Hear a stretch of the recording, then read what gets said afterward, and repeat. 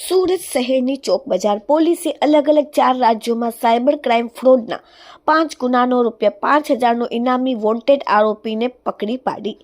Surat police commissioner Anupamsinh ગેહલોતના આદેશ મુજબ સમગ્ર સુરત શહેરમાંથી નાસ્તા ફરતા તેમજ સાયબર ક્રાઇમ ફ્રોડના આરોપીઓને પકડી પાડવા માટે ડ્રાઈવ દરમિયાન કડક સૂચના અને માર્ગદર્શન આપવામાં આવેલ હતું, જેથી ચોક બજાર પોલીસ સ્ટેશનના ઇન્સ્પેક્ટર ચૌધરી સાહેબ અને સર્વેલન્સ સ્ટાફના પોલીસ ઇન્સ્પેક્ટર મકરાવડી સાહેબના આદેશ અને સૂચનાથી નાસ્તા ફરતા સાયબર ક્રાઇમ ફ્રોડના આરોપીઓને પકડી પાડવા માટે ડ્રાઈવ દરમિયાન વધુમાં વધુ આરોપીઓને પકડવા માટે સૂચના અને માર્ગદર્શન આપતા ચોક બજાર પોલીસ સ્ટેશનના સર્વેલન્સ સ્ટાફના માણસો જ્યારે પેટ્રોલિંગમાં હતા ત્યારે બાતમીના આધારે Bhopal crime branch cyber crime ફ્રોડનો ₹5,000નો ઇનામી આરોપી સેવિન પુંભડિયાને પકડી પાડવામાં આવેલ છે.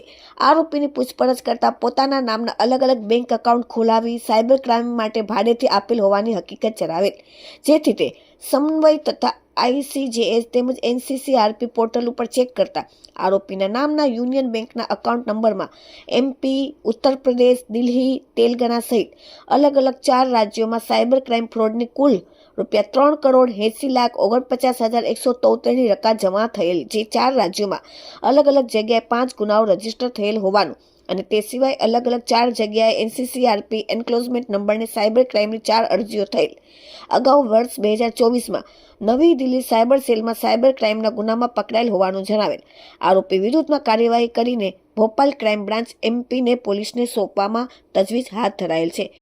પકડાયેલ આરોપી સેવિન ગિરધરભાઈ ડાયાભાઈ ભુંબડિયા, રહેવાસી અવધૂતનગર સોસાયટી, ધનમોડા 4 રસ્તા, કતારગામ અને ધંધો ઇવેન્ટ મેનેજમેન્ટનો. હાલ પોલીસે પકડીને કાયદેસરની કાર્યવાહી હાથ ધરી. Bureau report, daily India TV.